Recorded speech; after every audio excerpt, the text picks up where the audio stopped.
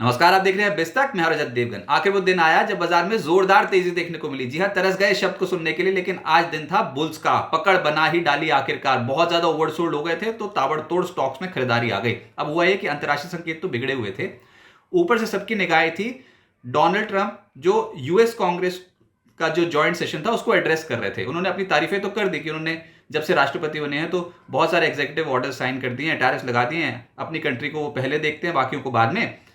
लेकिन फिर यह भी कह दिया कि 2 अप्रैल से वो अपने ट्रेडिंग पार्टनर्स में, जिसपे भारत भी है, उसमें भी टैरिफ लगा सकते हैं। अब ये तो खबर थी नेगेटिव, लेकिन एक और खबर आई थी कि वहां पर जो यूएस के कॉमर्स सेक्रेटरी हैं उन्होंने बोला कि डोनाल्ड ट्रंप जिन पे टैरिफ लगे हैं, जिन कंट्रीज पे, उस पे हो सकता है कि उनसे बातचीत को भी तैयार हो जाए। अब यही समझ में नहीं आ रहा कि डोनाल्ड ट्रंप कब क्या बात बोल डालें, लेकिन अब इतना जरूर समझ में आया कि धमकियों का कोई असर होगा नहीं। कंट्रीज रिटेलिएट करना शुरू कर दिया कंट्रीज ने। तो आज ये मुद्दा था। और गिफ्ट निफ्टी बता रहा था कि आप 67 पॉइंट्स नीचे जा सकते हो, लेकिन आज आप खुल गए ऊपर 22,073 के लेवल पे। उसके बाद 22,067 तक का ही लो है। वन वे ट्रैक पे ऊपर चलना शुरू कर दिया, दौड़ना शुरू कर दिया। शुरू के आधे घंटे में तो कमाल ही हो गया था मार्केट्स में। लेवल्स टूट रहे थे, पिछले दिन के हाई लेवल के ऊपर थे, फिर 2 दिनों का हाई लेवल टूटा, यानी कि अब वीकली हाई लेवल पे पहुंच गए। आज के दिन का हाई है 22,394। आप सोचो 22,400 के जोन तक पहुंच गए थे। क्लोजिंग आई है 22,337 के लेवल की। 254 अंकों की बढ़त के साथ एडजस्टेड बेसिस पे निफ्टी ने क्लोजिंग की। निफ्टी बैंक 244 अंकों की बढ़त के साथ 48,489 के लेवल पे हुआ बंद। सेंसेक्स 740 अंकों की बढ़त के साथ 73,730 के लेवल पे हुआ बंद। निफ्टी पे 19 दिनों बाद इतनी तगड़ी खरीदारी, निफ्टी पे इतना जबरदस्त जंप देखने को मिला।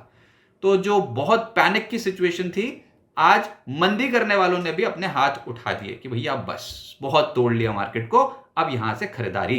एडवांसेस थे निफ्टी के 46, गिरने वाले थे 4। आया ना मजा। ऊपर से एनएससी ब्रॉडर स्पेस में आज जो खरीदारी हुई उसमें चढ़ने वालों की संख्या शेयर्स की थी 2,461, गिरने वालों की संख्या 436 मात्र। तो बाजी पलट गई। अब ऐसे में तो जब 46 शेयर्स ऊपर गए तो परसेंटेज के लिहाज से भी क्या जबरदस्त भागे होंगे। निफ्टी गेनर्स में अदानी पोर्ट्स 5% ज्यादा चढ़ गया, टाटा स्टील 4.5% चढ़ गया, Adani enterprises, power grid, MNM 4%, 4.5% की तेजी देखने को मिली। जो नहीं चले वो थे फाइनेंशियल्स, जिसमें निफ्टी लूजर्स में Bajaj finance, IndusInd bank, HDFC bank, Shriram finance जैसे स्टॉक्स हल्के होते हुए नजर आए। बस 4 ही गिरे हैं, बाकी सब चढ़े हैं निफ्टी पे। एफएनओ गेनर्स में आईआईएफएल फाइनेंस 10.5% ऊपर, अदानी ग्रीन 10.5% ऊपर, अदानी एनर्जी 9.5% चढ़ गया, अदानी टोटल गैस भी आज लगभग 8% चढ़ गया। अदानी ग्रुप के स्टॉक्स में तो जमकर खरीदारी हुई आज लोअर लेवल्स पे। कोफोर्ज का स्टॉक, इन्होंने स्टॉक स्प्लिट की घोषणा कर दी थी और साथ ही साथ इन्होंने 13 साल के लिए एक डील जीती है, उसका असर आया, 8% ज्यादा चढ़ गया कोफोर्ज। फिर एफएनओ लूजर्स में बॉम्बे स्टॉक एक्सचेंज 3.5% नीचे चला गया। वैसे मुद्दा यही था कि कल जब इंडिया और ऑस्ट्रेलिया का सेमीफाइनल हो रहा था, जिसमें इंडिया ने ऑस्ट्रेलिया को 4 विकेटों से हरा दिया, तो उसी बीच एनएससी ने घोषणा कर डाली थी। बताओ, अच्छा भला मैच देख रहे थे, लेकिन एनएससी का एक सर्कुलर आ गया था। उन्होंने बोला कि जो निफ्टी के वीकली कॉन्ट्रैक्ट्स गुरुवार को एक्सपायर होते हैं वो अब सोमवार को एक्सपायर होंगे 4 अप्रैल 2025 से। अब पता नहीं ऐसा क्यों करा, लेकिन बीएससी का स्टॉक पहले ही बहुत ज्यादा टूट चुका था और खेल तो एफएनओ में टर्नओवर का ही है। तो बीएससी आज भी गिरा था, लेकिन फिर निचले से रिकवर हो गया। कुल मिलाकर 3.5% ही गिरता हुआ नजर आया।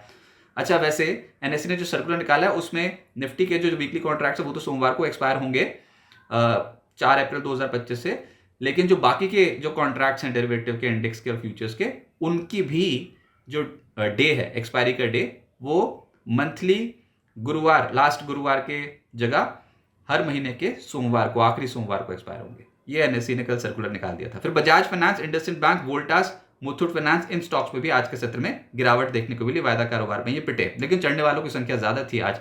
मिड कैप गेनर्स में आप रिटर्न्स देखिए, क्राफ्ट्समैन ऑटोमेशन 12.5% ऊपर, गैब्रियल 12% ज्यादा चढ़ गया, जूनिपर 10% चढ़ा, थॉमस कुक, संदूर मैग्नीज, मॉयल जैसे स्टॉक्स 9% से 10% के आसपास चढ़ते हुए नजर आए।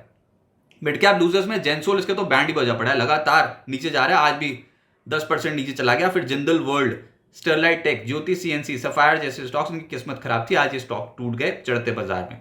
सेक्टर्स सब चढ़ गए, अक्रॉस द बोर्ड खरीदारी थी। दिन ही ऐसा था। मेटल सबसे ज्यादा तेज थे, Hind copper, Welspun corp, Nalco, NMDC, Vedanta, Tata steel 4.5% से 7% की छलांग लगा गए।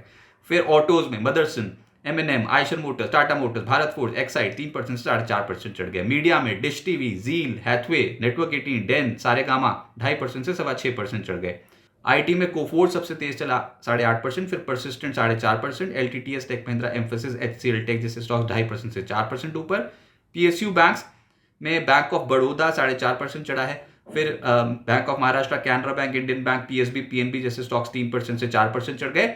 Oil and gas play positive हो गया, जिसमें अदानी ग्रुप लीड कर रहा था, अदानी टोटल गैस 6.5% चढ़ा है। इसके अलावा MGL, Gujarat gas, oil India, GSPL, GAIL किसी के भी पोर्टफोलियो में हो तो ऑलरेडी बहुत तनाव वो देख चुका है। ये निचले स्रोत से खरीदारी है स्टॉक जो आज आपको दिखाई दे रहे हैं 4%, 5.5% ऊपर। फिर सरकारी कंपनियों में भी खरीदारी आई, एनबीसीसी 6% ऊपर, ऑयल इंडिया, सतलुज जल विद्युत निगम, पावर ग्रिड जैसे स्टॉक्स 4% से 5% ऊपर, और एनएचपीसी, एनटीपीसी जैसे स्टॉक्स 4% चढ़ते हुए नजर आए। अब आगे क्या होगा? देखिए, डोनाल्ड ट्रंप की धमकियों का अब तो कोई असर होगा नहीं, क्योंकि अभी समझ में आ गया कि कंट्री ने रिटेलिएट करना शुरू कर दिया है, यानी कि डोनाल्ड ट्रंप अगर टैरिफ लगाएंगे तो दूसरी कंट्री वापस टैरिफ लगा देगी, तो नेगोशिएशंस ही होंगी। ऐसा लग रहा है कि ट्रंप अन्य देशों के साथ बातचीत करने को तैयार हो जाएंगे। ये खबर जब आएगी तो देखते हैं उसका इम्पैक्ट क्या होता है, लेकिन बाजार ने इसको पॉजिटिवली लिया और लेगा भी। अगर नेगोशिएशंस होती हैं तो बाजार को पॉजिटिवली लेगा। अब कोई नया ट्रिगर चाहिए बाजार को तोड़ने के लिए, ऐसे नहीं टैरिफ वॉर के बलबूते अब नहीं, अब कोई नया ट्रिगर चाहिए, कोई बहुत ही खराब खबर जो बाजार को यहां से तोड़े। और ये भी समझ में आता है कि 22,000 का स्तर तोड़ने को तैयार ही नहीं थे पिछले कुछ सत्रों से। नीचे गए थे एक बार आप 22,000 के लेवल के नीचे, लेकिन उसके बाद बहुत ही तगड़ी वापसी कर दी थी और पुट का कंसंट्रेशन भी बहुत ज्यादा हो गया था। पुट राइटर्स बहुत जमा हो गए थे 22,000 की स्ट्राइक में कंबाइंड। और ये हम आपको बार बार बोल रहे थे जब खरीदारी होगी तो उस दिन बहुत गजब की खरीदारी होगी। अब 19 दिनों बाद बाजार का तनाव आज कम हुआ और 19 दिनों बाद आप देखोगे क्लोजिंग जो आई है पिछले दिन के हाई के लेवल के ऊपर आई है, पिछले 2 दिनों के हाई के लेवल के ऊपर आई है। 19 दिनों बाद जो क्लोजिंग आई है, ये बहुत अच्छा आज संकेत बना और ऐसा लगा कि गिरावट के बाजार में पहला ऐसा संकेत जो पॉजिटिव मिला हो, जहां पर हो सकता है कि रिवर्सल आता हुआ नजर आए। देखते हैं कितना टिकाऊ होता है रिवर्सल, लेकिन एक बार तो बुल्स ने कोशिश कर डाली है। मंदी करने वाले आज बैकफुट पे हैं, शॉर्ट कवरिंग का सहारा है। कमजोर अंतरराष्ट्रीय संकेतों के बावजूद आप टूटे नहीं हो, ओवरसोल्ड जोन से शेयर्स पलट गए हैं बहुत तगड़े तरीके से। अब 10 सबसे जो मूल्यवान स्टॉक्स होते हैं मार्केट के, उसमें उनकी जो मार्केट कैप है वो आज के सत्र में 57,300 करोड़ रुपए बढ़ी है और डॉलर के मुकाबले रुपया जो है वो भी 31 पैसे मजबूत होकर 86.86 के लेवल पे आज बंद हुआ है। तो संकेत आज across the board he positive थे, करेंसी मार्केट से भी और इक्विटी मार्केट से भी। अब कल निफ्टी की वीकली एक्सपायरी होगी और निफ्टी पे पुट राइटर्स बहुत हावी हो गए हैं इस वीकली सीरीज वाले, यानी कि अभी आप देखोगे तो 22,000, 22,100, 22,200, 22,300 इन सब की पुट्स जो है वो आज हेवीली ओपन इंटरेस्ट बिल्डअप है और बहुत जबरदस्त तरीके से पुट राइटिंग होती हुई नजर आई है। अच्छा संकेत है। अब कहां तक दौड़ेंगे? तो देखिए, रेजिस्टेंस तो है ही, गिरते बाजार में ऊपर रेजिस्टेंस तो ढूंढेंगे और क्या ढूंढेंगे। रेजिस्टेंस पार होते चले जाएंगे तो ठीक है, लेकिन रेजिस्टेंस तो हम आइडेंटिफाई करेंगे और वो है गैप रेजिस्टेंस। इमीडिएटली कहां पर है? 22,450 और 22,514 के लेवल पे गैप रेजिस्टेंस, फिर 22,668 और 22,720 के जोन पे गैप रेजिस्टेंस। तो ये छोटे छोटे रेजिस्टेंसेस हैं जिनको पार करना मुश्किल है, लेकिन ऐसा लग रहा है कि इस स्ट्रेच में आप जो पिछली बार लेवल नहीं तोड़ा था 22,700, 22,800 वाला, उस लेवल को एक रीअटेम्प्ट करोगे, उसके ऊपर जाने की कोशिश तो करेंगे बुल्स। नाकाम हो गए तो बात अलग है, कोई नया ट्रिगर आ गया नेगेटिव और टूट गया तो ठीक, लेकिन ऐसा लग रहा है 22,800 का दरवाजा खुला हुआ है अभी। ये छोटे छोटे रेजिस्टेंस है, गैप रेजिस्टेंस, इसको हिचकोले खाते खाते आप पार करने की कोशिश करोगे। बाजार बेस बनाने में समय लगेगा, ये मत समझिएगा भूल के भी कि सब कुछ ठीक हो गया आज एक ही दिन में, पहला दिन था। तो अभी तो ये समझिए कि बहुत समय लग सकता है बेस बनाने में। नियमित निवेश जारी रख सकते हैं और ये तो हम बहुत समय से कहते आ रहे हैं कि आप ओवरसोल्ड बाजार ज्यादा समय तक तो टिकेगा है ही नहीं। इंडियन मार्केट चाहे थोड़ी की ओवरसोल्ड ही रहते चले जाएंगे।